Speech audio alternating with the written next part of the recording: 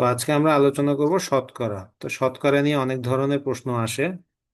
শতকরা নিয়ে প্রশ্ন আসে পণ্য বাড়া, মূল্য বৃদ্ধি, তারপর পরীক্ষার্থী বিষয়ক। হ্যাঁ, এভাবে নানা ধরনের প্রশ্ন আসে। বেতন বাড়া কমা, মূল্যের হ্রাস বৃদ্ধি, দ্রব্যমূল্যের হ্রাস বৃদ্ধি। হ্যাঁ, তো আমরা তারপর এরকম অনেক ধরনের প্রশ্নই আসে। বিশেষ করে পণ্যের দাম বৃদ্ধি বা পণ্যের দাম কমে যাওয়া ইত্যাদি বিষয়গুলো আমাদের দৈনন্দিন জীবনে খুব গুরুত্বপূর্ণ। তুমি একটা শপিং মলে গেলা, ওখানে একটা আহ, পোশাক দেখলা বা একটা একটা প্রোডাক্ট দেখলা, প্রোডাক্টে বললো যে এটার 10% ডিসকাউন্ট। তুমি যদি তখন সাথে সাথে শতকরার অঙ্ক বুঝো, হ্যাঁ, তুমি সাথে সাথে একটা হিসাব করে বলতে পারো 10% ডিসকাউন্ট দিয়ে এই প্রোডাক্টটার দাম কত। বা এই যে যে আমরা যখন হিসাব করি বাজারে বা বিভিন্ন ইয়াতে ইনফ্লেশন রেট কত, আমি যে কোনো একটা ডিসিশন নেওয়ার সময়, যেমন আমাদের এখন ইনফ্লেশন রেট 7.5। ইনফ্লেশন মানে কি? মূল্যস্ফীতি। তো এই 7.5-এর আমার টাকা একটা আমি কোথাও সেভিংস রাখবো 5 বছরের জন্য, আমি 7.5% মূল্যস্ফীতি হিসাব করে যদি সেভিংসে দেখি যে আমার এখান থেকে বেনিফিট বেশি আসতেছে, তাহলে আমি সেখানে রাখবো। তোমাকে এখন অনেক ব্যাংক বলে যে কি আপনি আমাদের এখানে রাখেন বা টাকা রাখেন, আপনাকে আমরা 6% সুদ দিব। তো 6% সুদ নিয়ে আমার লাভ কি? আমার তো ইনফ্লেশন 7.5%, আমার টাকার মান তো আরো কমে যাবে। এই যে এভাবে আমার শতকরা আমাদের জীবনে প্রত্যেক সময় লাগে। ভ্যাটের ট্যাক্স কত পার্সেন্ট আসে, আমরা এই যে মিটারে টাকা ভরি, ওখানে কত পার্সেন্ট আমাদের ডিমান্ড চার্জ কাটা যাচ্ছে, অথবা আমরা যে মোবাইলে রিচার্জ করি ওখানে কত পার্সেন্ট আমাদের ভ্যাট কাটা যাচ্ছে, ইত্যাদি অনেক কিছু আমাদের দৈনন্দিন জীবনে শতকরা হিসাবটা সব সময় কি লাগে। তো এই জন্য আমাদের এটা ভালো করে জানা থাকা দরকার, শুধু পরীক্ষার হলের জন্য না, নিজের জন্য জানা থাকা দরকার। তো শতকরা হিসাবটাতে আমরা প্রথমে যেটা করি, শতকরা হিসাবে আমরা প্রথমে মনে করি যে শতকরা মানে 100। হ্যাঁ, এরকম করে আমরা হিসাব করার চেষ্টা করি। আসলে শতকরা মানে, ঠিক আছে, 100। 100-তে কত? এই 100টা কিন্তু আবার এক হিসেবেও কি কাউন্ট হয়। ওকে, যেমন ধরো তোমার 1 কোটি টাকা আছে। ওকে, এই 1 কোটি টাকা, এক দশক, শতক, হাজার, অযুত, লক্ষ, নিযুত, কোটি, এই 1 কোটি টাকা পুরাটা হচ্ছে যে কি একটা, এই যে 1%। ঠিক আছে, বা এটা এটা যদি আমরা একটা ইয়ে ধরি, এটা হচ্ছে 1। আবার যদি পার্সেন্টেজ হিসাব করি, এটা হচ্ছে আমার কি 100%। তাই না? যেমন ধরো আমাদের এখন সরকারি, আমার এখন 6 গ্রেড। ওকে, আমি এখন আছি ষষ্ঠ গ্রেডে। এখন ষষ্ঠ গ্রেডে আমার বেতন স্কেল হচ্ছে 40,000। ওকে, তো আমাদের নতুন পে স্কেল দিলে এখানে 100% বৃদ্ধি পাবে। বেতন কত পার্সেন্ট বৃদ্ধি পাবে? 100% বৃদ্ধি পাবে। তাহলে 100% বৃদ্ধি পাইলে, তাহলে 40,000 টাকার 100% কত? 40,000। ঠিক আছে, বুঝা গেছে? তাহলে আমার এই যে নতুন বেতন স্কেলে আমি এই 40,000 টাকা বাড়তি বেতন পাবো, তাহলে আমার টোটাল বেতন হবে 80,000 টাকা। এখানে আবার 80,000 টাকার 40%। ওকে, 80,000 টাকার 40% আমার কি পাবো? বাড়ি ভাড়া ভাতা পাবো। তো বাড়ি ভাড়া ভাতা তখন আমার এই যে 80,000 টাকার 40% আমি কিভাবে হিসাব করব? এই যে 80,000 গুণ এই 100/40%। ঠিক আছে, 100/40% মানে কি 100/40%। ওকে, তাহলে দেখো, এই যে আমি বলছিলাম প্রথমে 100 সমান সমান 1, তাহলে 1% সমান কত? 1% সমান হচ্ছে 100/1। তো সুতরাং 40% সমান 100/, কত? 40। এই যে এখানে আমি 100/40 লিখছি। তাহলে দেখো তো, আমি এখন কাটাকাটি করি, এটা এটা এটা এটা কাটাকাটি করলাম। হ্যাঁ, তাহলে আমার বেতন হবে আহ, ইয়া বেতন যদি হয় 80,000 টাকা, আমি তখন বেতনের 40% বাসা ভাড়া পাবো। বাসা ভাড়া পাইলে আমার বাসা ভাড়া হবে কত? 32,000 টাকা। তাহলে এখানে আমার কি হবে? 32,000 টাকা আরো অ্যাড হবে। হ্যাঁ, তাহলে এরপরে আছে আমার কি একটা পাহাড়ি ভাতা। পাহাড়ি ভাতা হয়তো বা বাড়াতে পারে, নাও বাড়াতে পারে। যদি না বাড়ায় তাহলে আমার বেতন হবে এখানে আরো কি 3,000 টাকা অ্যাড হবে। এখানে আবার বলা হচ্ছে যে একটা চিকিৎসা ভাতা দেয়া হবে, তো চিকিৎসা ভাতা আমার 1,500। তাহলে হিসাব করো তো আমার বেতন কত হবে নতুন পে স্কেলে, কত হয়? 5। তাহলে 3 2 5, 5 5 10 শূন্য, হাতে আমার 1 আর 1 2, 2 3 5 8 5 13। তাহলে একক দশক শতক হাজার অযুত লক্ষ, 1 লক্ষ কত 30,500 টাকা আমার নতুন বেতন, বেতন স্কেলে এরকম হবে। কিন্তু এখানে আবার কিছু হিসাব নিকাশ আছে। আমার যে বেতন বাড়ছে এটা আবার 5% এর আগে দিছে, এগুলো কমে যাবে। তো সব মিলে এই যে যে দেখো যে তুমি যখন একটা পে স্কেল ইয়ে করবা, হ্যাঁ, তোমার যখন একটা সরকারি চাকরি হবে, তোমার ন্যূনতম বেতন স্কেল ওখানে ওরকম হবে। তো দেখো, এটা একটা আমি জাস্ট এমনি একটা হিসাব দিলাম আর কি। অ্যাকুরেট হিসাবটা এত হবে না, 1,30,000 হবে না, 1,00,000 সামথিং হবে। তো এটাও কিন্তু এনাফ না। আমাদের কিন্তু ভারত পাকিস্তানের তুলনায় একজন বিসিএস ক্যাডার আমরা যে বেতনটা পাই এটা অত্যন্ত কম বেতন পাই। হ্যাঁ, আমাদের বেতন স্কেল আরো অনেক বেশি আপগ্রেড করা দরকার। ভারত পাকিস্তানের তুলনায় আমরা অনেক কম বেতন পাই।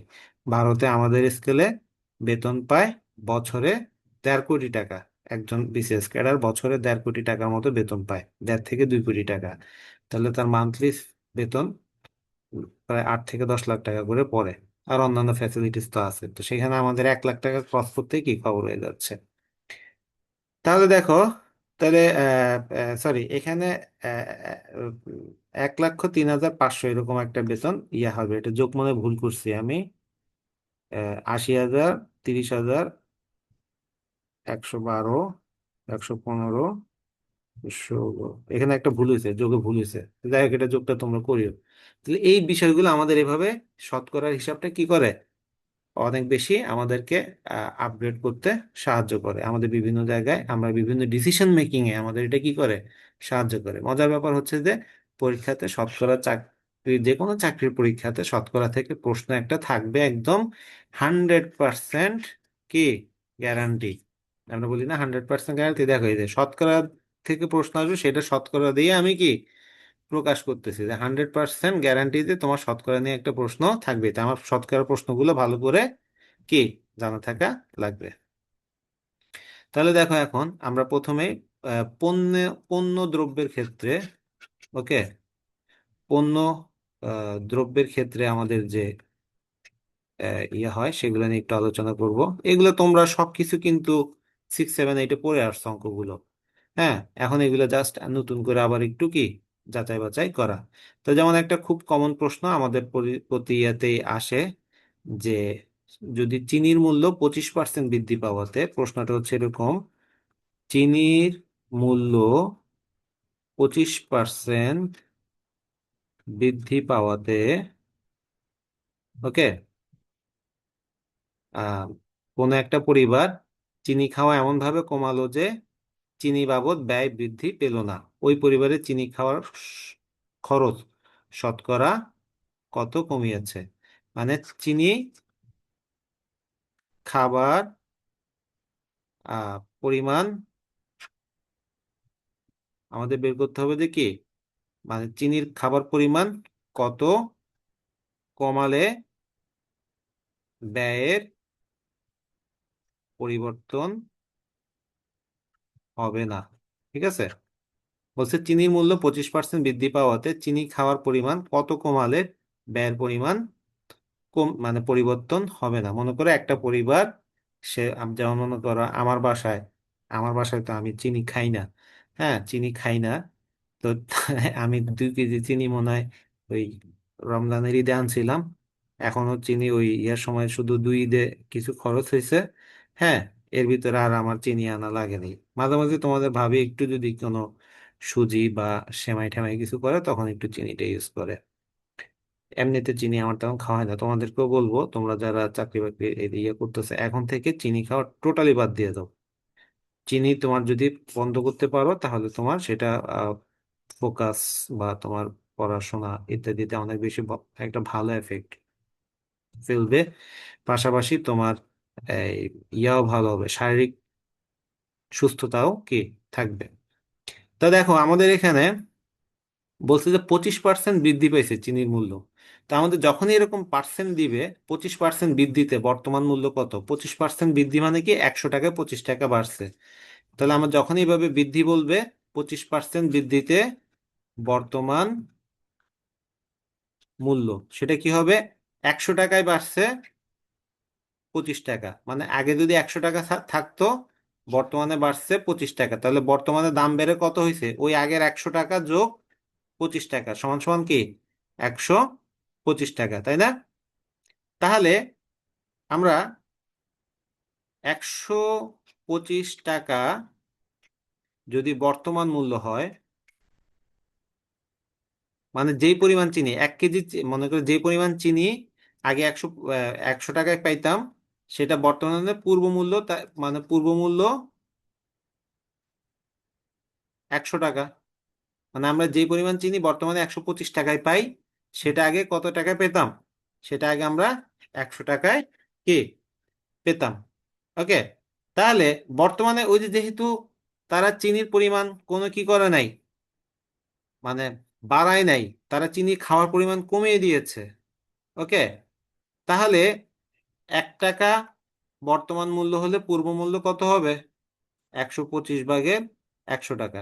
ঠিক আছে, সুতরাং বর্তমানে ওই যেহেতু তারা যেই টাকা তারা আগে খরচা করতো, সেটাই এখন, আগে তারা কি করতো, এই 100 টাকায় খরচা করতো, তাহলে এখন এই 100 টাকায় কতটুকু চিনি লাগবে, 100 টাকা বর্তমান হলে পূর্ব মূল্য হচ্ছে কত, পূর্ব মূল্য হবে এই যে 125/100 গুণ 100। এখানে কাটাকাটি করো, কাটাকাটি করলে আমার এখানে 25 দিয়ে 4 25 100, আর এখানে কত, 5 25 125, 5 দিয়ে 100কে কাটলে হয় 20, তাহলে হচ্ছে কত টাকা, 80 টাকা। মানে আমার পূর্ব মূল্য 80 টাকা। ঠিক আছে, তাহলে আমাকে এখন বলছে যে চিনি খাবার পরিমাণ কতটুকু কমাতে হবে। তাহলে আগে যেখানে 100 টাকা বা 100% ইয়ে ছিল, এখন সেখানে সেটা মানে বর্তমান দাম অনুযায়ী সেখানে আমার 80 টাকার চিনি তাদের ইয়ে করতে হবে। তাহলে কত পার্সেন্ট কমাতে হবে, সুতরাং কমাতে হবে এই যে আগে পূর্বে কত ছিল 100, সেটা থেকে বর্তমানের 80, হ্যাঁ, বা বিয়োগ দিলে দিলে আমার সেটা কি কত হবে, 20%। ওকে, এটা হচ্ছে কি আমার অ্যান্সার। এটা এই প্রশ্নটা তেল দিয়ে আসে, এই প্রশ্নটা চাল দিয়ে আসে, এই প্রশ্নটা চিনি দিয়ে আসে। ঠিক আছে, তাহলে এই যে এভাবে যখন আমার প্রশ্নগুলো আসবে, তোমরা এখানে বাসায় অঙ্ক করার সময় অনেক সময় তোমরা একটা ইয়ে করো, যেটা যে তোমাদের একটা আলসেমি কারণ হয়, তোমরা এই যে এভাবে ডিটেলস লিখে লিখে অঙ্কগুলো করো। এক্ষেত্রে তোমরা একটা ইয়ে করতে পারো যে তোমার এই শর্টকাটে অঙ্কটা করবা। শর্টকাটে কিভাবে করবা, যেমন আমরা বলছে যে 25% মূল্য বৃদ্ধি, দেখো আমি জাস্ট শর্টকাটে অঙ্কটা, শর্টকাট বলতে আমি লেখালেখির কাজটা বাদ দিয়ে জাস্ট অঙ্কটা আমি করব। হ্যাঁ, তাহলে 25% বৃদ্ধি, তাহলে 25% বৃদ্ধিতে বর্তমান মূল্য 125 টাকা। ঠিক আছে, 125, 100 যোগ 25, এটা তুমি লিখতে পারো, না লিখলেও 125 টাকা হতে পারে। তাহলে বর্তমান মূল্য 125 টাকা হলে পূর্ব মূল্য 100 টাকা, 1 টাকা হলে 125/100, বর্তমান মূল্য 100 টাকা হলে পূর্ব মূল্য 125/100 গুণ 100, এ কাটাকাটি করে 80, সুতরাং বিয়ে করতে হবে 100 থেকে 80 সমান সমান 20। এভাবে অঙ্কগুলো করতে পারো, তাহলে অল্প জায়গায় অনেক অঙ্ক করে ফেলতে পারো। ওকে, তোমরা ওই যে লেখালেখির কাজটা বাদ দিয়ে মনে করি, ধরি, এরকম করে না করে জাস্ট এভাবে করে প্র্যাকটিসটা করো, জাস্ট সংখ্যাগুলো লিখো, এভাবে করে অঙ্কগুলো প্র্যাকটিস করে তোমার মিনিমাম 10টা করে অঙ্ক করো, দেখবে যে কি অনেক বেশি আউটপুট তোমরা পাবে। ওকে, তাহলে এভাবে করে আমাদের আরো অনেক জায়গায় আম, ইয়া করতে পারি, অঙ্কগুলো আমরা এভাবে করতে পারি। এখন একটা প্রশ্ন আসছে যে জ্বালানি তেলের মূল্য 25% বৃদ্ধি হলে, হ্যাঁ, জ্বালানি তেলের মূল্য 25% বৃদ্ধি হলে বাসের টিকিটের মূল্য একই হারে বৃদ্ধি পেল। হ্যাঁ, পুরানো নতুন বাসের ভাড়ার অনুপাত কত? ওকে, 25% বৃদ্ধিতে বাস ভাড়া, বাস ভাড়া কি বাড়লো? ঠিক আছে, বাস ভাড়া বাড়লো, 25% বৃদ্ধি হয়েছে। তেলের দাম 25% বৃদ্ধিতে বাস ভাড়া একই হারে কি বেড়েছে, বা টিকিটের দাম একই হারে বেড়েছে। তাহলে নতুন বাস ভাড়ার, নতুন, আমাকে প্রশ্ন করেছে নতুন ইস্টু পুরাতন বাস ভাড়া অনুপাত কত। এখানে আমার অনুপাত বের করতে বলছে। দেখো, শতকরার অঙ্কের ভিতরে অনুপাত বের করতে বলতেছে। তো সহজ হিসাব, নতুন বাস ভাড়া 25% বৃদ্ধিতে আমার কত আসে? 100 যোগ 25 সমান সমান 125। ওকে, তাহলে আমার পুরাতন বাস ভাড়া কত ছিল? পুরাতন বাস ভাড়া ছিল 100, আর নতুন বাস ভাড়া 125। তাহলে এখন অনুপাত, এটা এখন কাটাকাটি ইয়ে করো, উভয় পক্ষকে আমি 25 দিয়ে ভাগ করলে এখানে হয় 4, এখানে হয় 5। তাহলে অ্যান্সার হচ্ছে এটা। হ্যাঁ, অনেকে কি করবে, প্রশ্নটা না পড়েই কি অঙ্ক করা শুরু করে দিবে। তাহলে এইটা যেন না হয়, প্রশ্নটা তোমার আগে ভালো করে পড়তে হবে। 5:4 বা 100। হ্যাঁ, আমার আমার কিন্তু প্রশ্ন খেয়াল করো, বলছে আমি এখানে একটা ভুল করছি। দেখি কি ভুল করছি, দেখি এটা বলো। ইচ্ছা করে ভুলটা আমি করেছি, কেউ ভুলটা বের করতে পারবে, আমি এটা দেখি, বলো।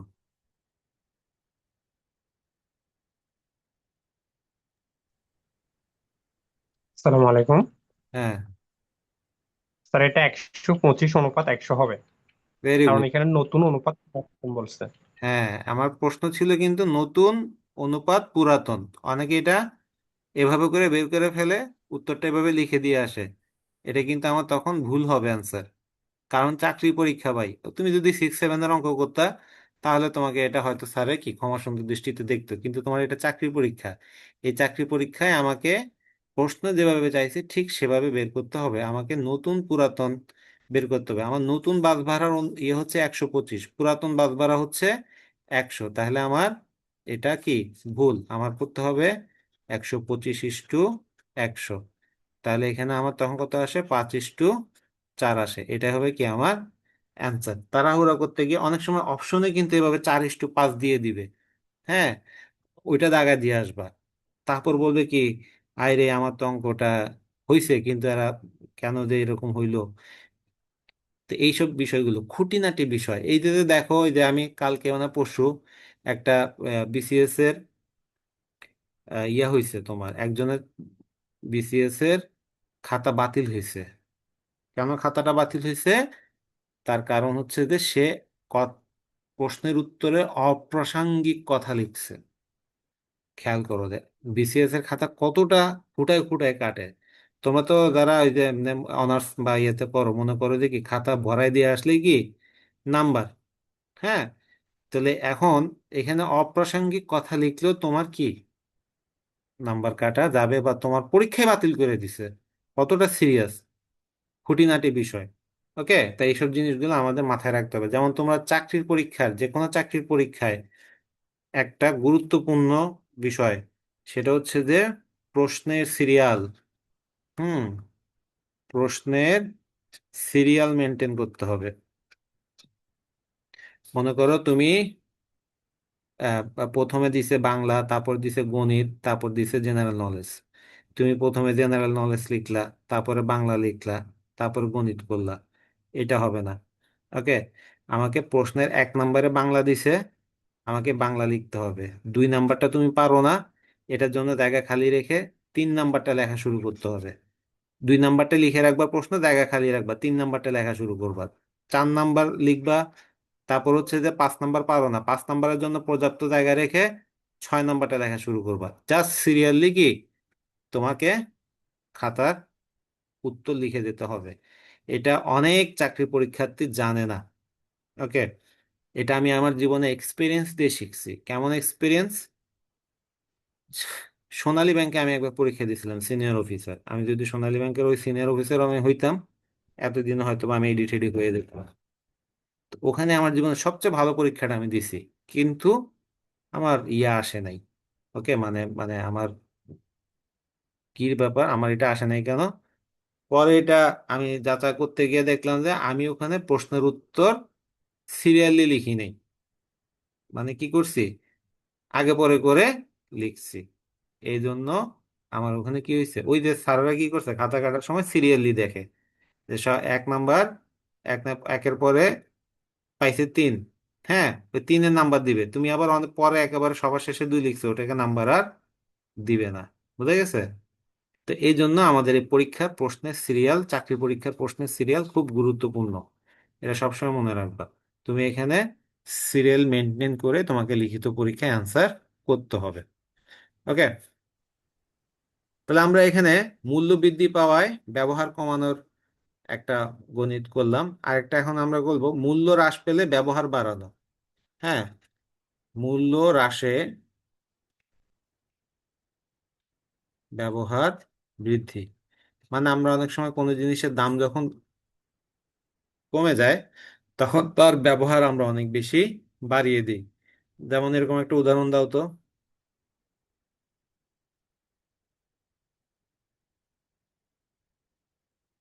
এরকম একটা উদাহরণ দাও।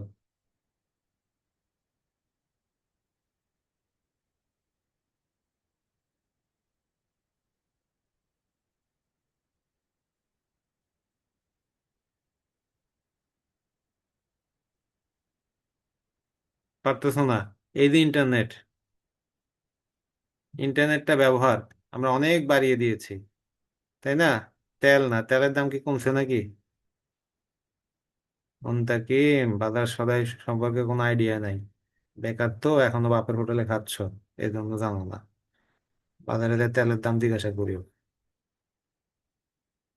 যেমন ধরো ইন্টারনেটের কস্ট। তোমরা এখন 1 GB ইন্টারনেট কত টাকা দিয়ে কিনো? আমি 1 GB ইন্টারনেট 500 টাকা দিয়ে কিনছি। 1 GB, ঠিক আছে? Can you believe it? এখন 500 টাকা দিয়ে পুরো মাস আনলিমিটেড ইউজ করা যায়। তো এই যে ইন্টারনেটের, এখন আমি যেমন আমি যে ওয়াইফাই ব্যবহার করতেছি, এতক্ষণে অলরেডি কয়েক গিগাবাইট ইন্টারনেট ইউজ হয়ে গেছে।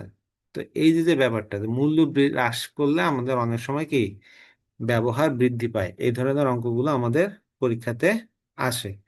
যেমন ধরো কাপড়ের মূল্য 25% কমে যাওয়ায়,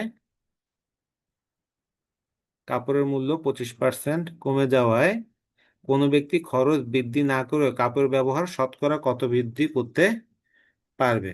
মানে খরচ তার আগে মনে করো কাপড় বাবদ মাসে 2,000 টাকা খরচ করতো, তা এখন সে 2,000 টাকা বাড়তি খরচ না করেও, হ্যাঁ, খরচ না বাড়িয়ে বাড়িয়ে কাপড়ের ব্যবহার কত বৃদ্ধি করা যাবে। কাপড়ের ব্যবহার কত বৃদ্ধি করা যাবে। ঠিক আছে, এবার প্রশ্নটা এসেছে। তা কাপড়ের মূল্য 25% কমে যাওয়ায় খরচ না বাড়িয়ে একজনের কাপড়ের ব্যবহার কত টাকা বৃদ্ধি করা যাবে। তাহলে এখন এটা আমাদের বের করতে হবে। তাহলে আমার যেহেতু 25% কমে গেছে, 25% কমে যাওয়ায় বর্তমান মূল্য কত? 25% কমে যাওয়ায় বর্তমান মূল্য আমাদের যেহেতু আগে বেড়েছে, হ্যাঁ, আগে বাড়লে আমার যোগ হয়েছে, তাহলে এখন বর্তমানে কি হবে, বিয়োগ হবে। তাহলে কত হচ্ছে? 75। তাহলে আমাদের বর্তমান মূল্য 75 টাকা। কাপড়ের বর্তমান মূল্য কত? 75 টাকা। ওকে, তো এখন দেখো আমাদের বলছে যে বর্তমান মূল্য, তাহলে আমি এই লেখালেখি বাদ দিচ্ছি। বর্তমান মূল্য 70 টাকা হলে পূর্ব মূল্য 100 টাকা। বর্তমান মূল্য 1 টাকা হলে পূর্ব মূল্য 70 ভাগের 100 টাকা। ঠিক আছে, তাহলে বর্তমান মূল্য 100 টাকা হলে পূর্বের মূল্য কত? 70 ভাগের 100 গুণ 100। এভাবে আসে কিনি, সরি, এটা 75 পঁচাত্তর হবে। পঁচাত্তর 75 হবে। ওকে, তো এখন কাটাকাটি করি। আমার কাটাকাটি করলে 3 × 25 = 75, 4 × 25 = 100, তাই না? তাহলে 400/3। আর কাটাকাটি করা যায়? 400/3 আর কাটাকাটি হয়। তাহলে 3 দিয়ে 100-কে ইয়ে করলে আমার কত আসে? 3 দিয়ে যদি আমি 100-কে 400-কে ভাগ করি, তাহলে দেখা যাচ্ছে আমার হুম, একটা পঁচাত্তর ফ্র্যাকশন গুণ আসে আর কি। 100 একটি। কত আসে?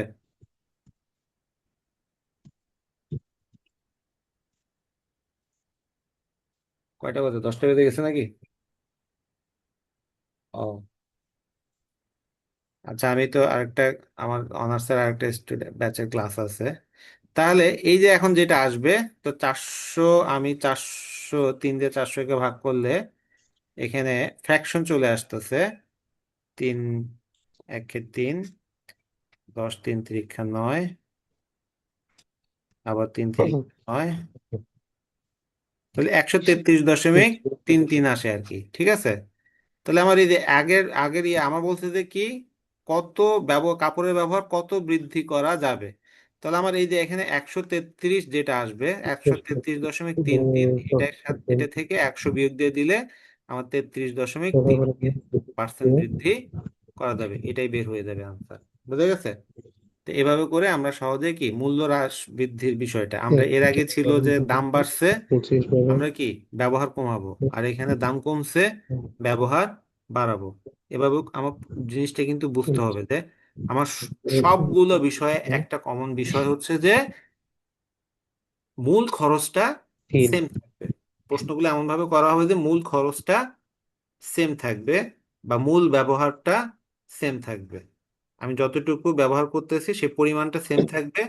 এখন হয় টাকার পরিমাণ সেম থাকবে, নয়তো প্রোডাক্টের পরিমাণ সেম থাকবে। ওকে। তো আজকে ক্লাসটা এখানে শেষ করতেছি। একটু শর্ট ক্লাস হয়ে গেছে, তোমাদের এটা একটু ক্লাস শুরু করতে দেরি হয়ে গেছিল।